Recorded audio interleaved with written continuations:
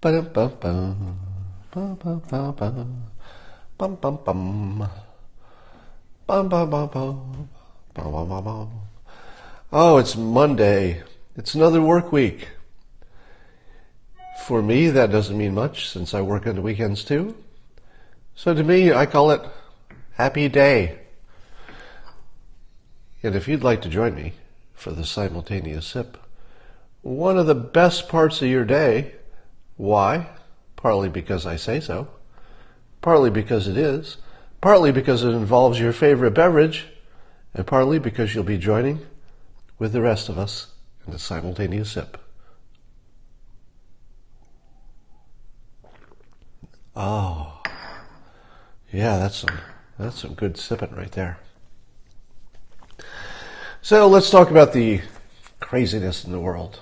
Craziness, I tell you. There's craziness everywhere.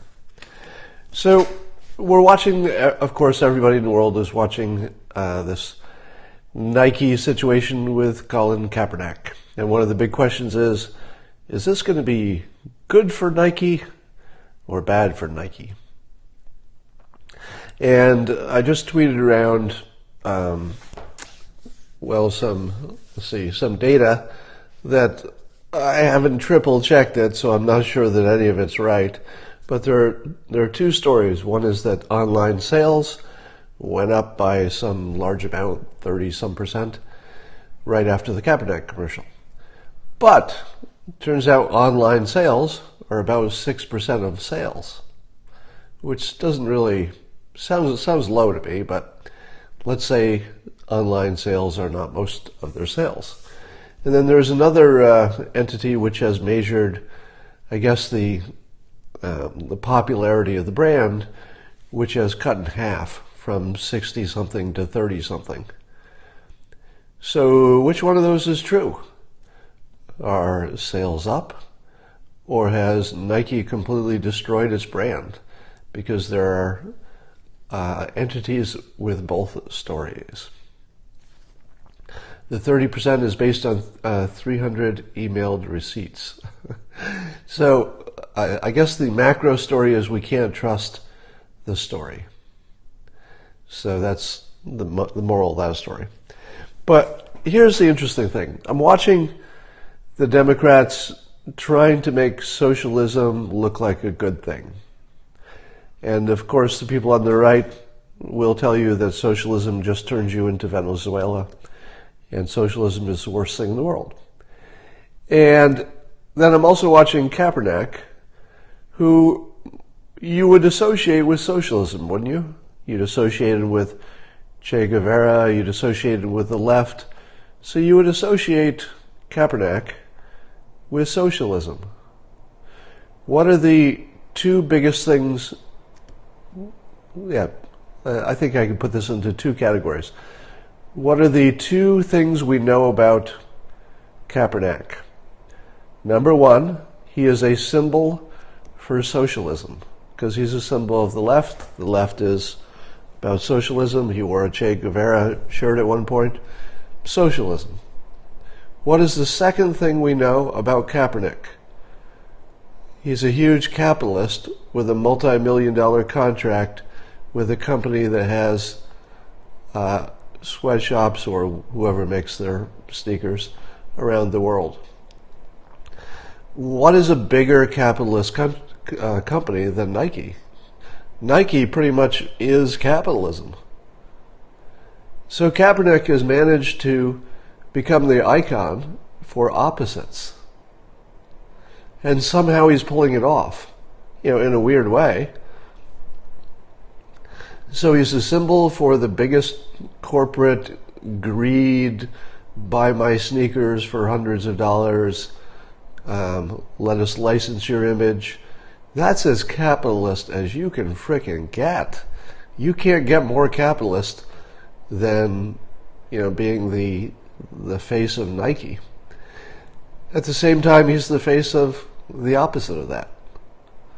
So, if you ask me, is that a good long-term place for Kaepernick to be? I would say it might not work in the long term, but we don't know. We just don't know. It's hard to. This one's a tough one to to call. And the reason is that the people who are the main customers for Nike may be a demographic that just doesn't mind Kaepernick's anything. They just think he's a rebel, and that's cool. So it might be that nobody's really thinking of it at any deeper level, and they just like his vibe. Maybe he sells sneakers. We'll see. I don't know how to put an estimate on that one. Now, in a similar vein, you should always look at the unintended consequences of anything happening. What was the intended consequence of the Woodward book? Well, the intended consequence of writing any book is to sell books, of course. That's always the primary goal of the author and the publisher. But in this case, you kind of think there's another big goal, which is to paint the president in a certain unflattering light. But here's the unintended consequence of everything in the Woodward book, as well as the unintended consequence of the New York Times anonymous writer. If you're trying to buy the mainstream media's narrative that the president is essentially a dictator, and he's a strong man, and you put him in office and he's just having his way with things because he's sort of a dictator, how does that jibe with the whole New York Times mole who says there are all these people who are managing the president and there's so much friction, and essentially painting a picture where it's a very collaborative sort of situation where it's hard for even the president to get anything done? So the president has now been designed, shall we say, by the opposition. They've designed a picture of the president where he's a dictator, he's a strongman dictator who can't even get a document left on his desk. He's a dictator who nobody is doing what he wants to do. Now I'm exaggerating a little bit here. But doesn't it seem to you that one of the narratives, which was this president, is a dictator, is sort of really damaged by this insider account of someone who, first of all, likes a lot of what the president does, and in those situations where this person doesn't like it, they push back. So where does the president have pushback? The president has pushback from the courts, and we've seen the president acknowledge the court's authority, and we've seen the president conform to the court's wishes, the Supreme Court. So that's not very dictator-like. We've seen Congress thwart the president, and that's not very dictator-like. And we think that Congress will maybe be more able to thwart the president after the midterms if Democrats pick up seats. Not very dictator-like. Then we see this, again, I always tell you to look for the negative space. I'm not really finding... I don't remember that the insider who wrote the insider piece, did that insider ever say, yeah, we're worried that he loves Russia too much, maybe he's a Russian asset? Remember, this is an insider. Why is it that the insider, the person who's so close to the president he can touch his desk, why is this person not afraid of any Russian collusion stuff, apparently, right? You'd think that person would have said something like, well, I like how the economy is going, but I can't work for someone who's a Russian asset. Why? Because the insider apparently isn't worried about that. Doesn't seem to be on the radar. And by the way, let's look at the headlines on CNN, and I think I'll read to you all of the Russian-related stories. There must be lots of Russian-related stories, right? It's the biggest story in the world. It's a gigantic problem that's going to remove the president. Mueller's got a bombshell any minute now. That's big stuff. Let's read all the headlines. Something about a hurricane. Something else about a hurricane. Something about a hurricane. Another story about a hurricane. Something about Sweden. Something about Alibaba. Something about Olivia Newton-John. Is she Russian? No, she's not Russian. Something about Woodward book. Something about, let's see, more or less Moonves stuff. Les Moonves, he's not Russian, is he? Ford Motor Company, NFL. 7 people injured in Paris knife attack. Serena Williams. Nothing about Russia. How about that Papadopoulos story? That was a whole big, tall glass of nothing, wasn't it? He got 2 weeks in jail. How would you like to bank your criticism of the president on this 20-something person who got 2 weeks in jail for getting, trapped into a lie about something that wasn't important in the first place? So, it seems to me that the attack on the president, that it was the Russia line of attack, looks like the left has given up. Now, it might be that there's just no news being generated and they need a little news because they need something to talk about. You'd think that would be the case, right? If there are no new events in the Russia probe, what is there to talk about? Well, has that stopped them for the past year and a half? Has the left stopped talking about Russia any week because they didn't have any news? No. They just made up some news. How hard is that? Did the Woodward book confirm that the president is a Russian asset? Crickets. Chirp, chirp, chirp.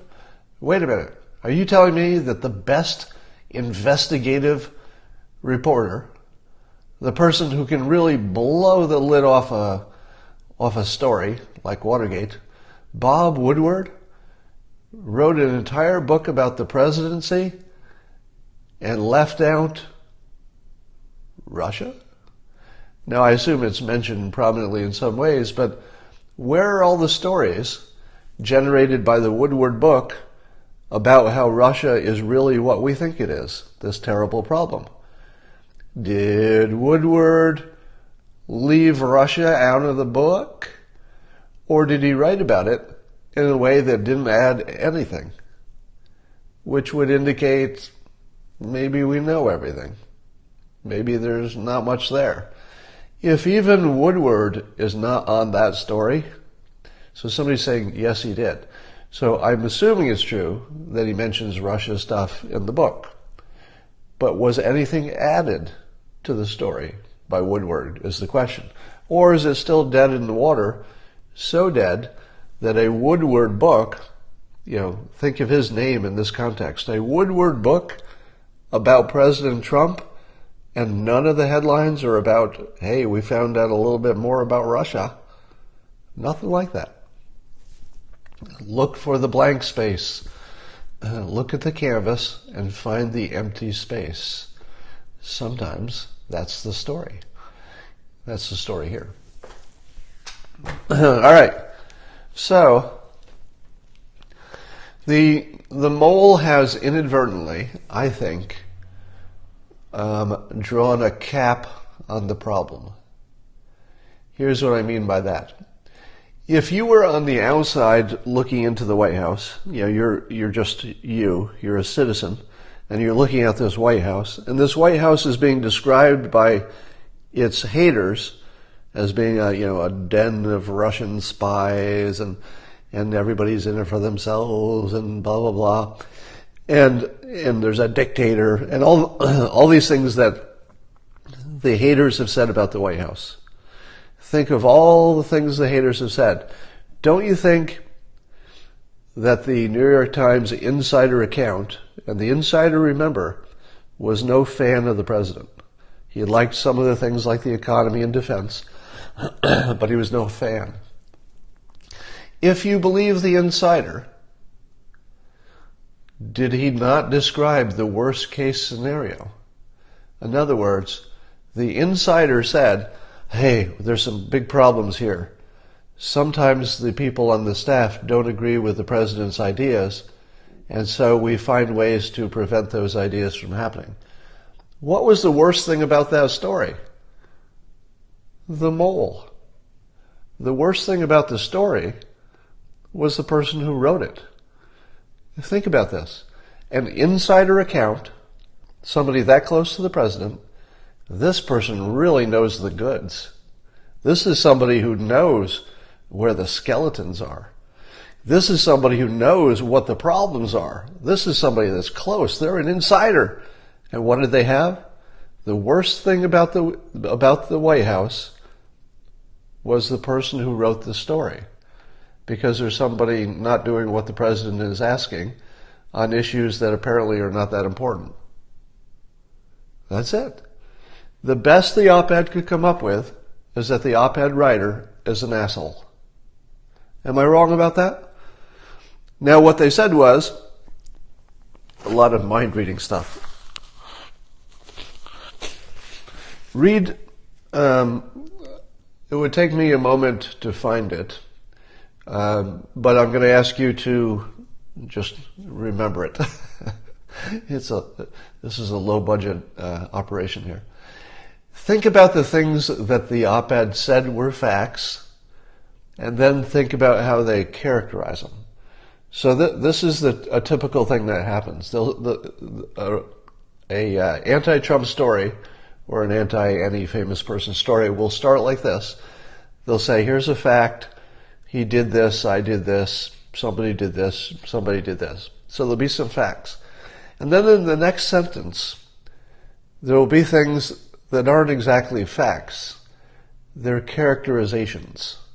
So for example, the facts might be, I took something off the desk, or the president was unhappy about a decision that was made by some underling. So those might be facts.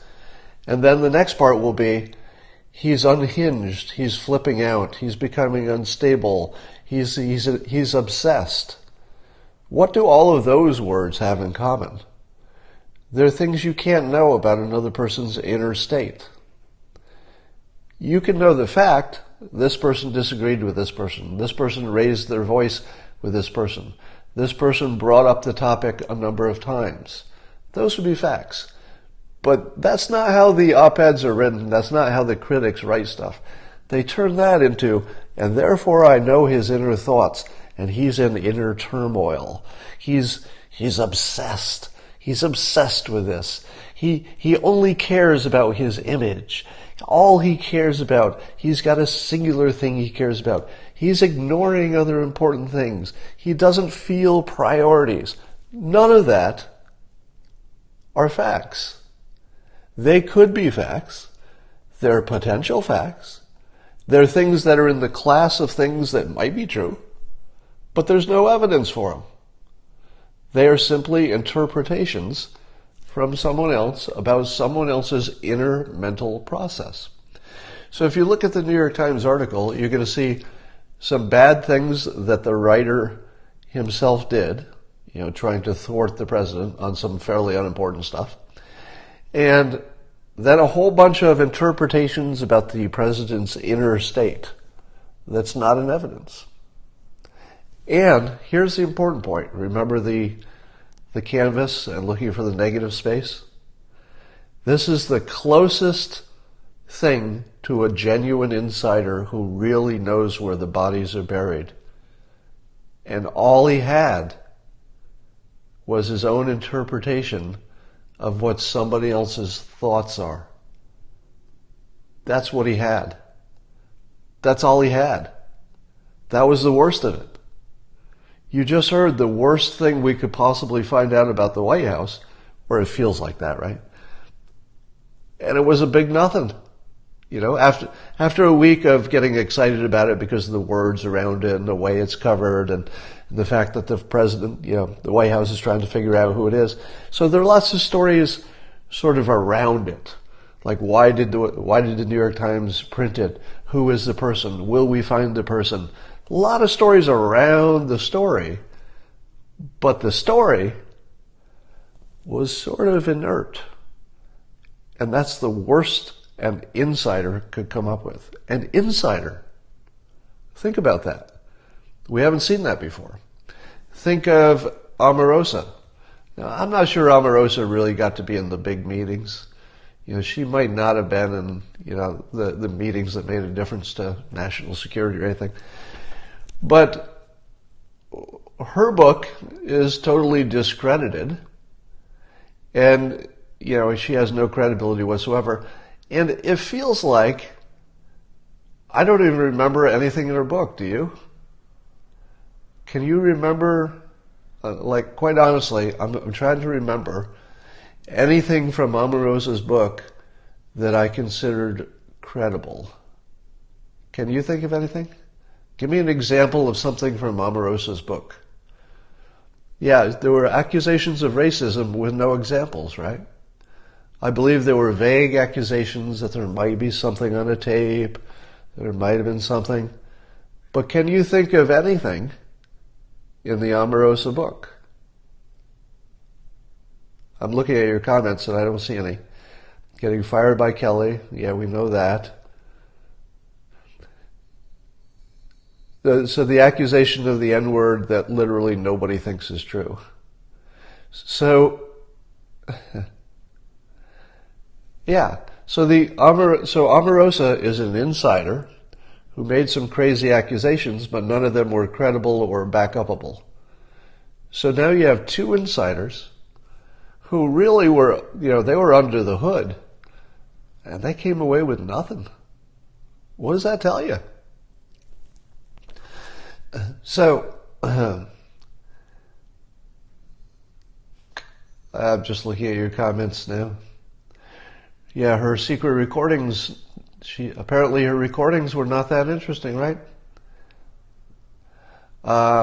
Somebody says, people think Trump didn't use the N-word, zero chance he didn't use it. Well, I think there is zero chance that he used it in the context of the presidency. The odds that he has ever uttered that word in any kind of a presidential way, or really even since he's been president, I would say is zero. The odds of a 70-year-old having used that word when talking about it is 100%. So the odds that he's used the word talking to a friend about how somebody else said it, or why can't, basically talking about the word, yeah, there's 100%. Using it in anger, I think the odds of that are low, actually. The number of times I've actually heard a white person use the N-word in anger in my adult life, not since, quite honestly, I'm searching my memory banks, and I'm thinking if I've ever heard it in just a natural situation. Forget about anything. I've never heard it in business. I've never heard it in any kind of a corporate environment. Never heard it from a coworker.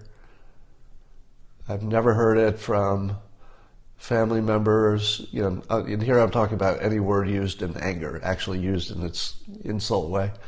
I can't think of any time I've ever heard it as an adult. I've heard it in college as an insult. So I can think of specific times I've heard somebody who was 19 years old use it. Remember, this is in the 70s. But since then, I can't think of one time I've ever heard it actually used in its native way by anybody I know or anybody I was around. It's pretty rare. That's the good news. If you're black, you probably think it happens all the time. And keep in mind, I live in California all of my adult life, Northern California. So if I lived in the South, maybe you hear it all the time. I don't know I wouldn't know. But yes, 100% of every adult has used the word when talking about the word, usually in private. Did you ever use it? I've only used it when talking about the word. in private. I've never used it in anger. I've never called anybody that word. To me, the word is so ugly.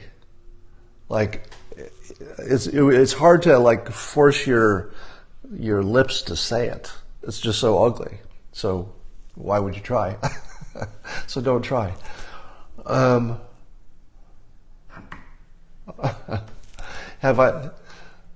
What word are you talking about? I'm talking about the NWord. All right. Don't give a word power. Well, that ship has sailed. That word already has power. Can't take it back. Ugly like Nazi or white supremacist. The words Nazi and white supremacist are so overused that they're funny and ugly at the same time. You know, Nazi you would think would be one of the worst words you could call somebody, just a horrible thing. And it is. But it's also so overused, it's like a punchline. I mean, I say Nazi all the time, just before I block people. By the way, if you're wondering how my experiment is going of blocking Nazis, and my definition of Nazi is anybody who comes after a person personally, as opposed to disagreeing with their ideas. And especially if they come after the group you're in. So if somebody says to me, well, you're all idiots, you know, because you're a Trump supporter or you're a conservative or you're a liberal, any group. So if you're hating somebody because of their group, whether it's their ethnicity or the group they've joined, or even their gender, then I say I block Nazis and I block them. My experience online has gone from, on a scale of 1 to 10, where 10 is the ugliest experience you could have, I think my experience has gone from, you know, like a 9 in ugly, terrible, you know, you can't believe human beings are so awful, to a 2, something like a 2.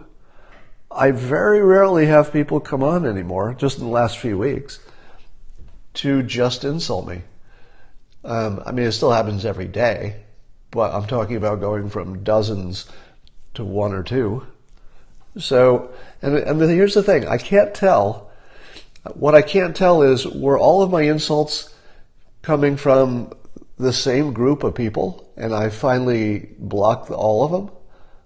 Or is it that people don't have the same complaints about the president, so they're not coming after me as hard?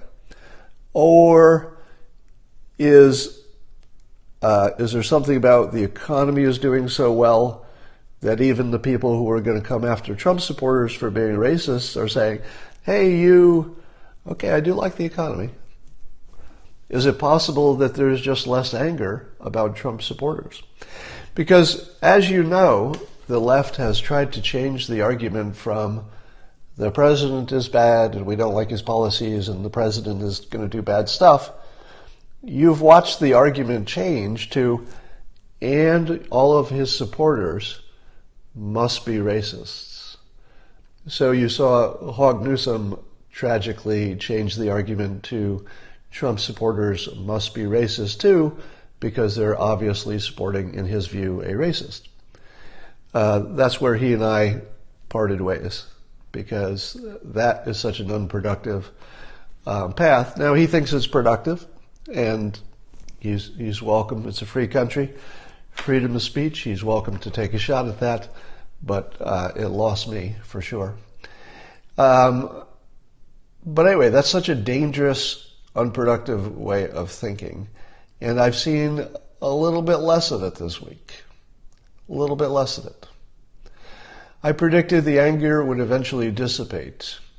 Yeah, but I'm going to say that I was wrong on my timing, because I thought that the success the president has already had, you know, if he quit today, I'm sorry, ladies and gentlemen, he would already be maybe the most consequential president of all time already. And I mean that in a positive way for the people who like the policies that he has. it feels like he's the most consequential president already. So I would have, my prediction was that level of objective success would be enough to get people to say, all right, we don't like the policies, but man, we're getting a lot done. Instead, they've gone from one irrational fear/criticism to another, and they seem to be cycling through them faster. Have you noticed that? The half-life of a criticism is shorter now. See if this is true. I'm not sure exactly, but it seems like the criticism was, he's a crazy clown, and that lasted for months.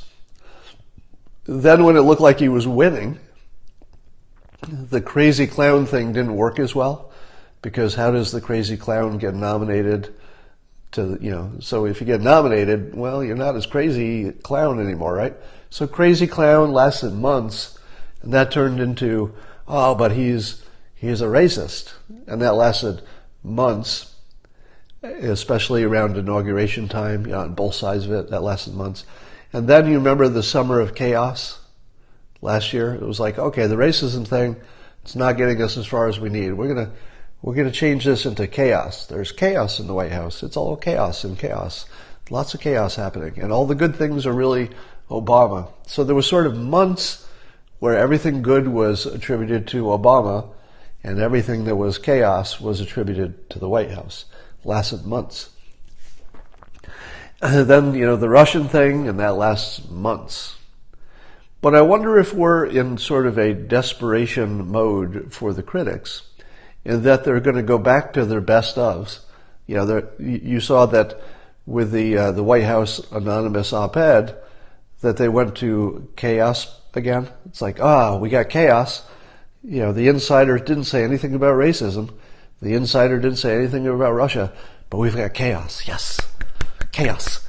Not just chaos. I'm sorry, I'm misinterpreting this or misanalyzing it. It was more about he's mentally incompetent, right? It was more about 25th Amendment. We'll have to remove the president. So they're trying that on a little while. But feels like it didn't work, right? Even the Democrats, some of the Democrats were saying, I can't go that far.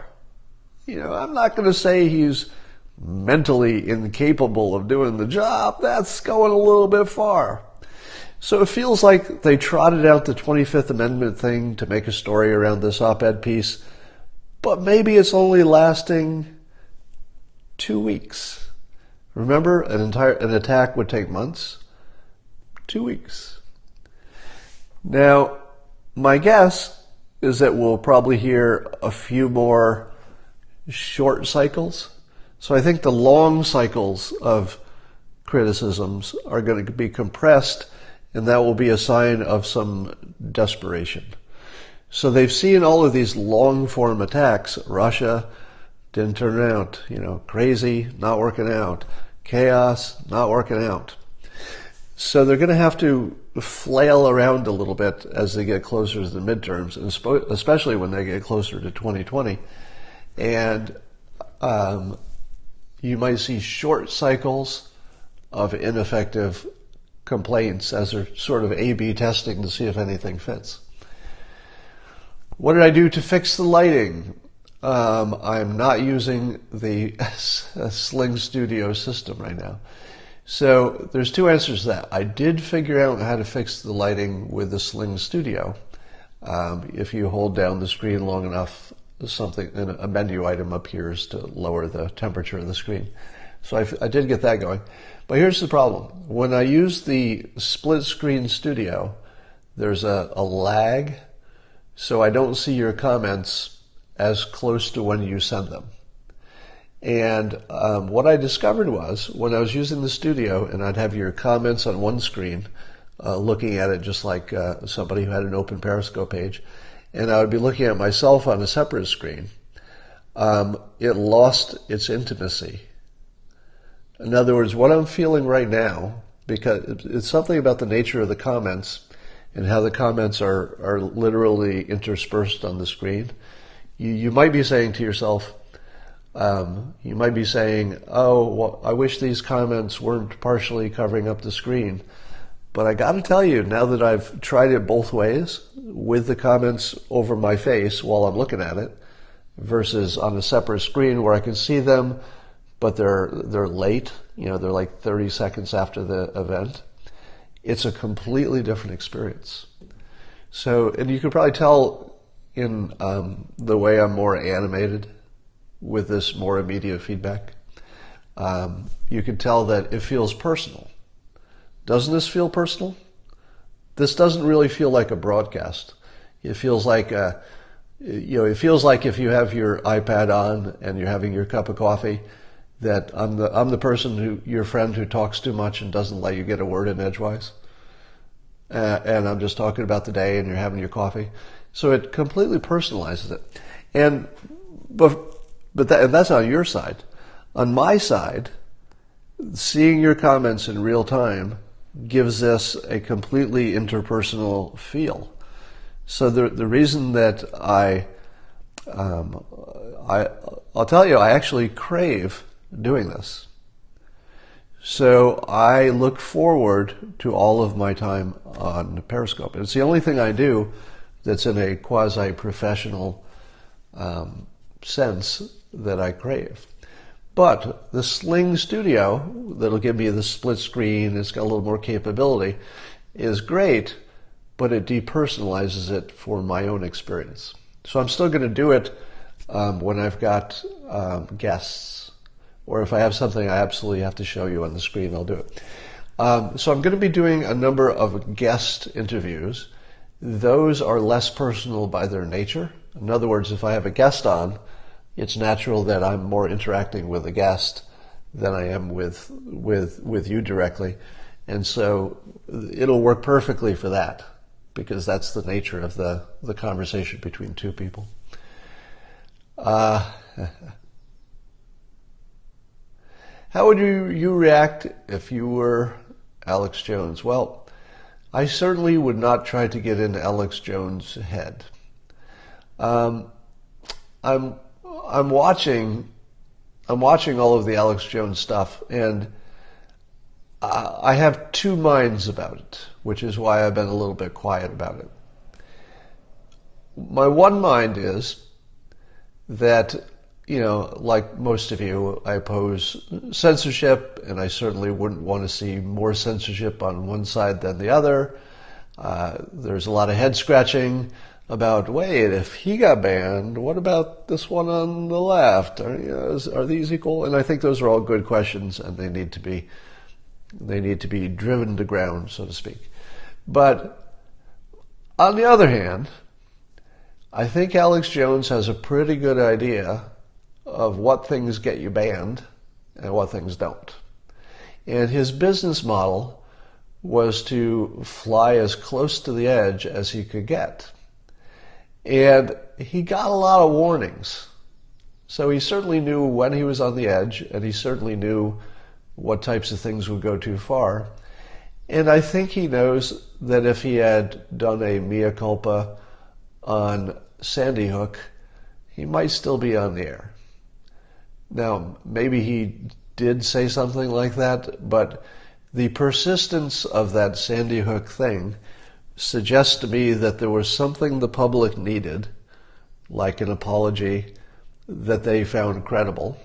Now, if somebody's saying that he may have done something that was like a weak apology, it might have been like an apology that people didn't buy, but it feels like he was more tagged with that than a person who apologizes fully and actually means it should have been.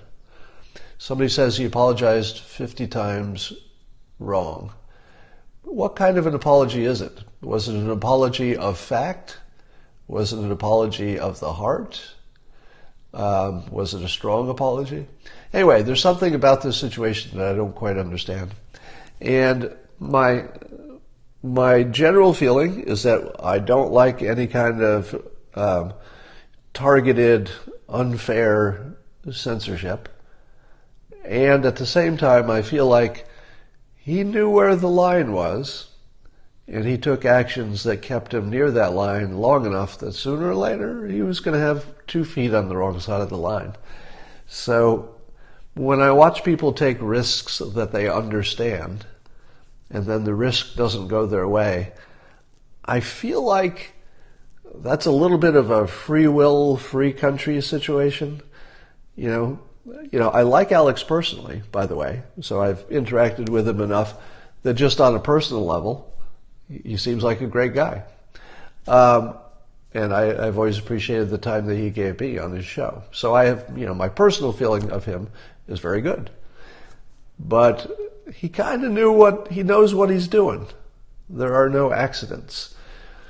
So that's my feeling about that.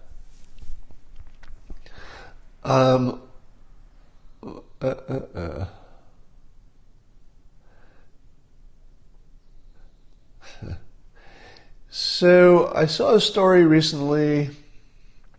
Have we heard much about the White House's plan to gather information about the negative effects of marijuana?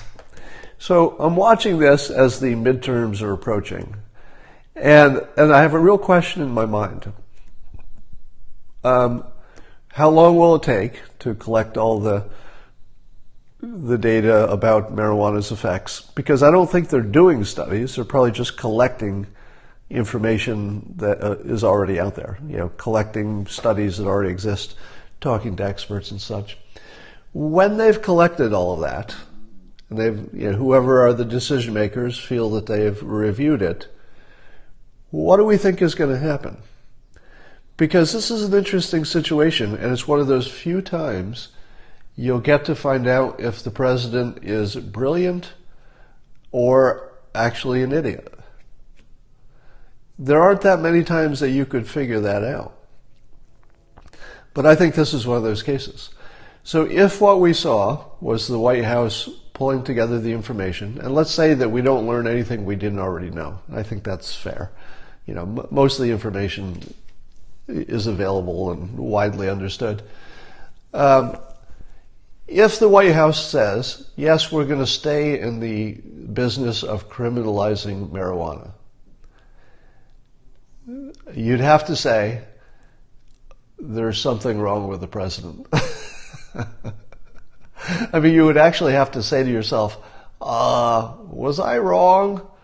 I thought he was a genius, but maybe it was just luck. That would be such an enormously bad decision, not just for people in the country, but politically, that you'd have to say to yourself, is he losing his mind? Is he in control? I mean, you would have to ask some serious questions. But if they look at it, and whether they say marijuana looks safe, I don't think they're going to say anything like that, or they say, well, marijuana definitely has some medical uses, but it definitely has some risks, let's kick it to the states. Let's let the states decide. And let's say he does that before the midterms. What do you say of the president then? Pretty smart. If you were going to pick a time to do it, that'd be a pretty smart time to do it, I think, right? Yeah, he hates alcohol and drugs, but he also is a conservative, and they like kicking decisions to the states. The states have plenty of track record now, so you're not guessing. The states have a pretty good track record to see what decriminalization does or does not do. So there's my interesting situation for you, that between now and the midterms, you'll have pretty much a definitive answer to whether the president is brilliant or an idiot, because this decision is so clean. Most decisions, let's say the president, whether it's this one or any other president, wanted to do something with the Middle East, or wanted to do something with trade negotiations, or the climate accords, or something. These are all big, complicated situations where you and I can have strong opinions, but we can't know we're right compared to whatever the president does. You'd have to at least doubt and say, well, that doesn't look smart to me, but it might be. I'm no expert on international affairs. So you could say, I don't know, this is ambiguous still. It's not what I would have done, but I don't know that it's stupid. But with the marijuana question, this one is so clean. If he keeps it illegal after studying it and keeps the federal government in it at the price of our tax dollars, while the states are fine with it, at least the states that legalize it, I mean, there is just clearly a stupid decision, and there's a smart decision. Now, there might be some ways to shade it in the middle that you could also call it smart, but really, this one's pretty clean. So we'll find out. All of your answers will happen before the midterms, I would guess. The North Korean military parade, yes. So North Korea did not include their ICBMs in their parade, and that came not long after President Trump tweeted that Chairman Kim had said that he has total faith in the president and other friendly things. So when people are saying, is there any progress with North Korea? When you see stuff like this, as small and only symbolic as they are, these are real things. Because the entire game with North Korea is directional. It's directional. All right? If things are going in the right direction, at any rate, we're winning. Because the more friendly we're acting with North Korea, the less reason they have to thwart us, and the more they have to gain to work with us productively. So things are moving very slowly, but very clearly in the right direction. I don't think anything has gone in reverse, has it? Has anything gone in reverse? I'm not sure. I don't think there has.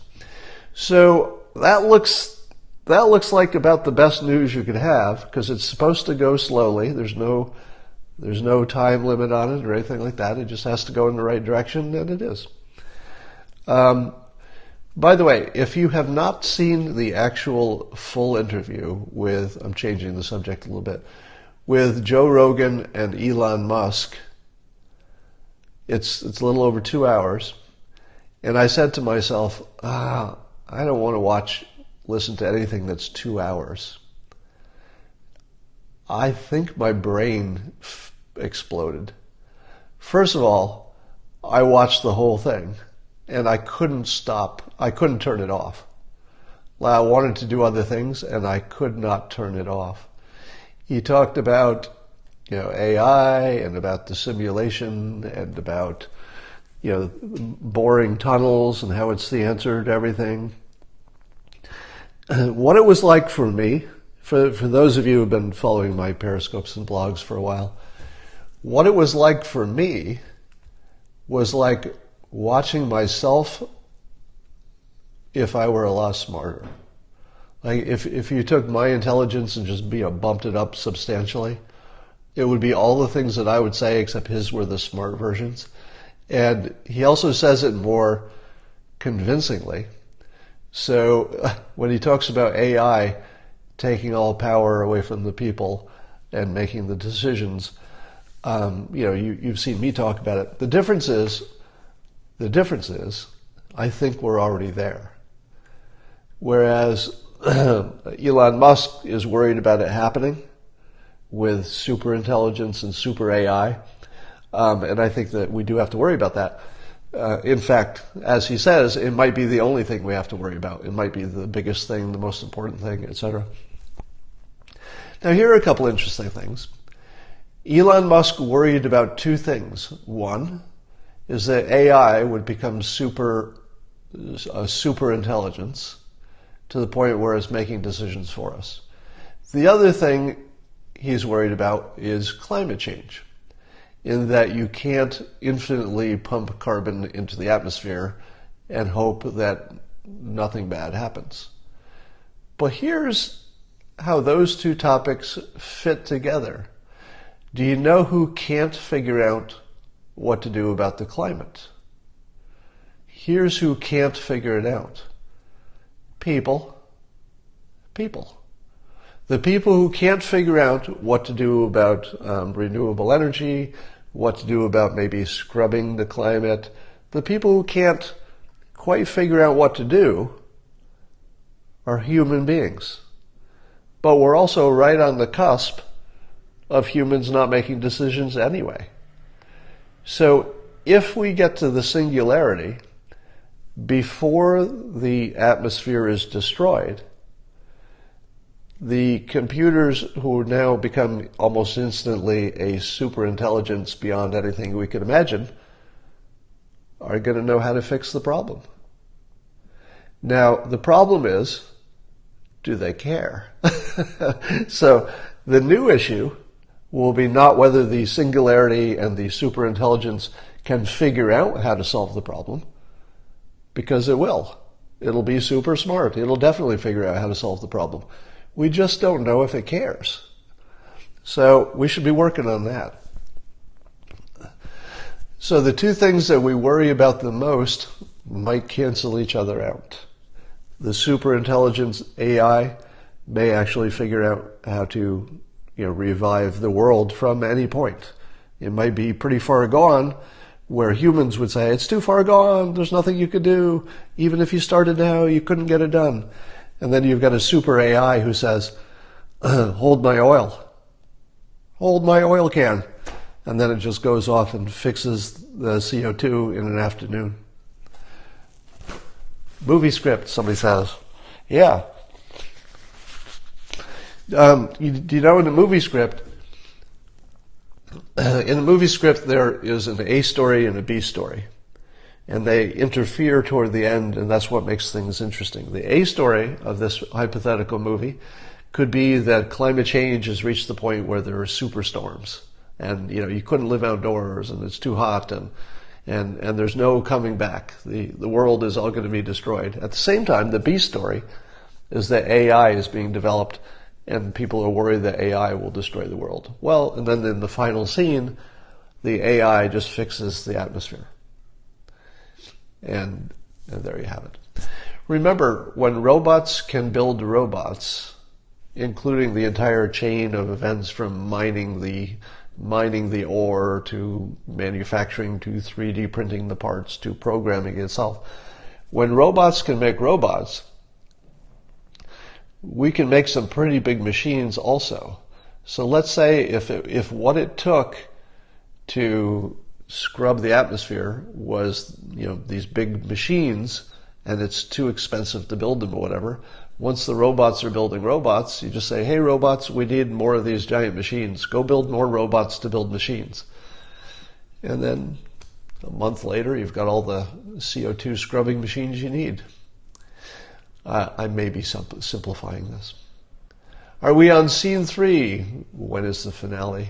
Well, it doesn't feel like that to me. I don't feel like we've hit the third act on anything.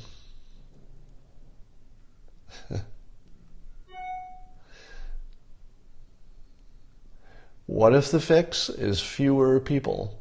I'm wondering why an AI would ever want anything. What would be an AI's motivation?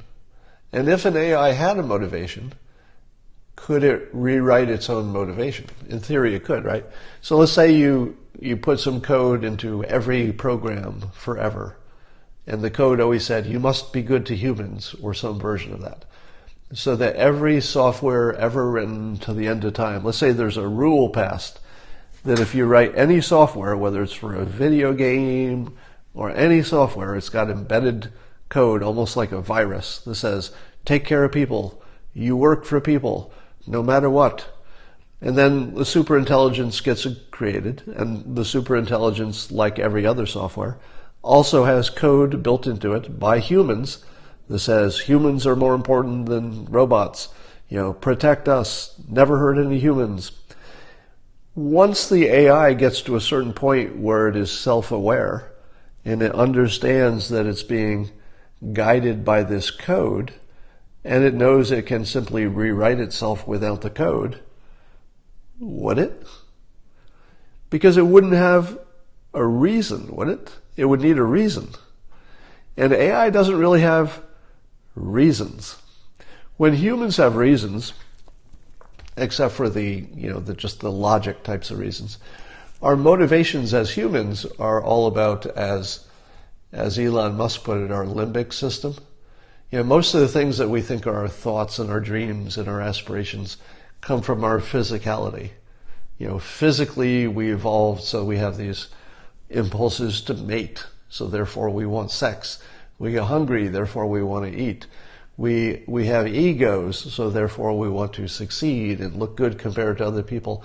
But pretty much everything that is a human motivation derives from the fact that we have physical bodies that we're trying to take care of.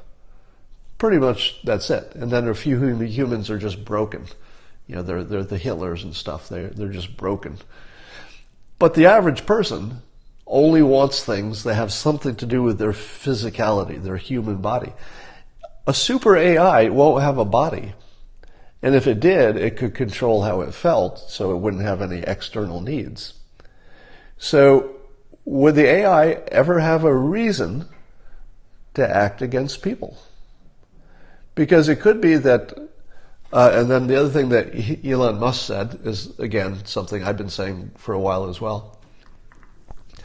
I've been saying that humans and AI will merge so that, and apparently Elon Musk is working on this technology, there will be a Neuralink to speed up the connection between your brain and your technology. Just think about that. The way he talks about it is, right now, the weak spot is that you're typing something with your thumbs to tell your cyborg part of your body, which is your phone, what to do and to get information, and it's too slow. Talking to your device is too slow. So he wants to put a neural link on there so you can just think, tell me the capital of Albania, and you'll just know that it's, okay, I don't have any cyborg parts, so I don't know the answer to that. But once you get to that point, humans will effectively be AI. So the cyborg part of us will have super intelligence and be connected to the world at about the same time that some AI rises somewhere. So there will be competing AIs. What will they do? Will the competing AIs join up, try to make the world better? Will they say, hey, humans and AI are sort of merged now, so we better take care of these organic things because they're really just us? Who knows? But as Elon says, it could either be really good or really bad. The only thing we know for sure is that we won't be in charge. I'm less afraid of that than other people because we're already not in charge. As long as the algorithms that run our world are complicated and we don't understand them, and really nobody does, even though they were created by humans, we've effectively outsourced our free will to complicated algorithms that are made by humans, but even the humans who made them don't exactly know what they do. They're just too complicated, and there are too many variables.